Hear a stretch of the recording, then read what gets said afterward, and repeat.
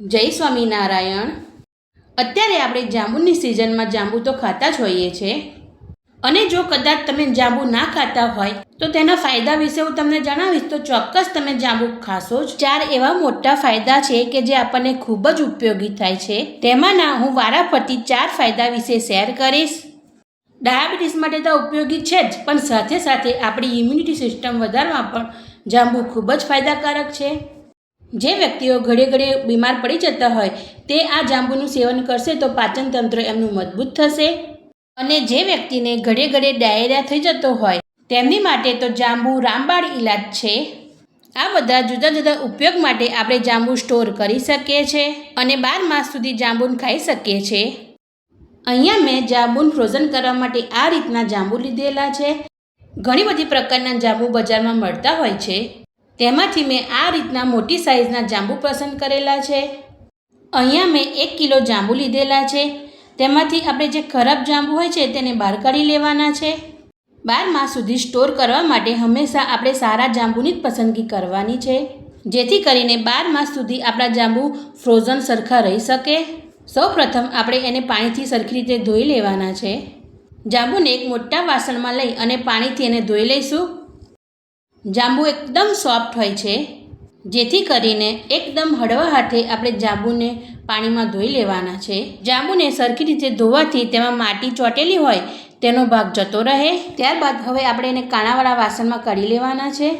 હવે આપણે આગળ જોઈએ તો એમાં જે બ્લેક કલરના જે જાંબુ હોય છે તેને આપણે અલગ કરી લઈશું। આ રીતના એકદમ કાળા કલરના જાંબુને આપણે ફ્રોઝન કરીશું। જાંબુને ફ્રોઝન કરવા માટે આ રીતે ચપ્પાની મદદથી આપણે જાંબુને કટ કરી લેવાના છે। તેમાં રહેલો ગર્ભનો ભાગ આપણે લઈ લેવાનો છે। ફ્રોઝન કરવા માટે આ રીતે આપણે જાંબુના બધા જ ગર્ભને લઈ લેવાના છે અને જાંબુમાં રહેલા ઠળિયાના ભાગને આપણે અલગ કરી લેવાનો છે। જાંબુનો ઠળિયો પણ ખૂબ જ ગુણકારી હોય છે, તેને પણ આપણે મુખવાસ બનાવવામાં અથવા પાવડર બનાવવામાં ઉપયોગમાં લઈ શકીએ છીએ। આ રીતે જાંબુમાંથી આપણે જાંબુનો ભાગ લઈ લઈશું અને હવે આપણે એને ફ્રોઝન કરવા માટે આવી જીપ લોકની બેગ લઈ લેવાની છે, અથવા તો એને ફ્રોઝન કરવા માટે આપણે પ્લાસ્ટિકની બરણી અથવા તો જે ડબ્બો હોય છે તે પણ લઈ શકીએ છીએ। તેમાં પણ આપણે 12 માસ સુધી જાંબુ ફ્રોઝન કરી શકીએ છીએ। અહીંયા મેં નાની સાઇઝની જીપ લોકની બેગ લીધેલી છે, કારણ કે જ્યારે પણ આપણે ફ્રોઝન જાંબુ બહાર કાઢવા હોય ત્યારે આવી નાની સાઇઝની જીપ લોકની બેગ આપણે આસાનીથી કાઢી અને ઉપયોગમાં લઈ શકીએ છીએ અને વધારાનો એરનો ભાગ બીજામાં જતો નથી। આ રીતે બધા જ જાંબુને નાની નાની બેગમાં એડ કરી દેવાના છે અને જાંબુને ફ્રોઝન કરવા માટે આ રીતની બેગ તૈયાર કરી લેવાની છે। તો તૈયાર થઈ ગઈ છે આપણી જાંબુન ફ્રોઝન કરવા માટેની જાંબુન બેગ।